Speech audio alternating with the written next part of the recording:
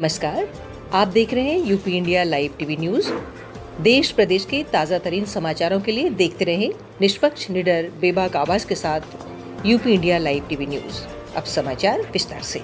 Samajwadi party के वरिष्ठ नेता, पूर्व एमएलसी एवं पूर्व विधायक विधानसभा क्षेत्र श्रावस्ती हाजी मोहम्मद रमजान के संयोजन में एवं जिला अध्यक्ष सर्वजीत सिंह यादव की अध्यक्षता में विकासखंड गिलौला के औरैया निधान पिपराहनपुरवा में संविधान बचाओ पीडीए जन संवाद कार्यक्रम का भव्य आयोजन किया गया। इस अवसर पर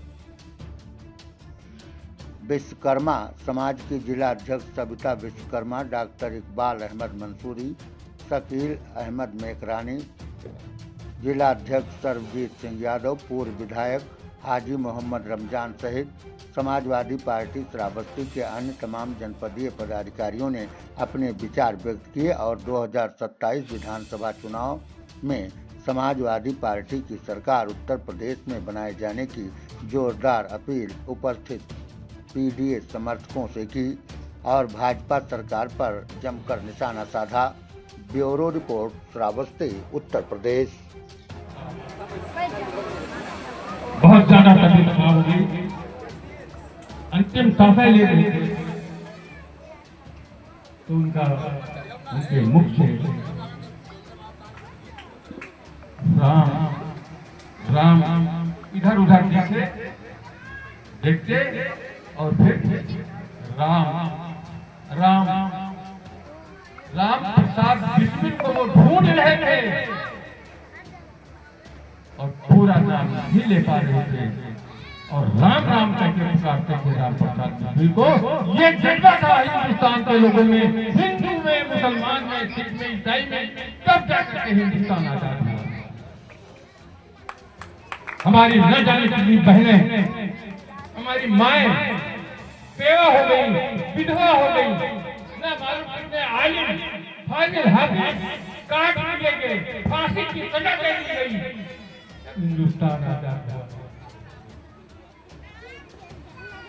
तो हमारे बुजुर्गों ने सोचा था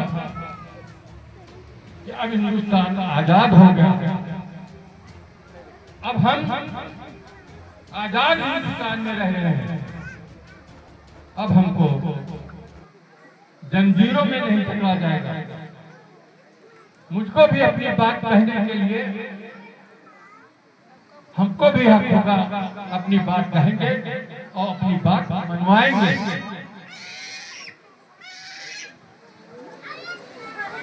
लेकिन जब हिंदुस्तान आजाद हुआ तो पहले अंग्रेजों की हुकूमत चलती थी, अंग्रेजों तो ये आपकी बात सुनते नहीं थे, ये अपनी बात सुनाते थे, आपकी बात कुछ नहीं मानी जाती। अपनी बात सिर्फ ये कहते थे और तुमको सुनाते थे और जो कहते थे वो करना पड़ता। तमाम कुर्बानियों के बाद जब हिंदुस्तान आजाद हुआ तो अब इस हिंदुस्तान को, इस भारत को, इस देश को चलाने के लिए एक कानून बनना था, एक नियम बनना था कि कैसे हिंदुस्तान को चलाया जाए। गरीब अमीर में कोई फर्क न हो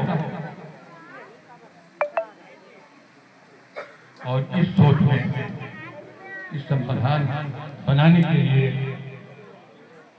हमारे डॉक्टर भीमराव अम्बेडकर जी ने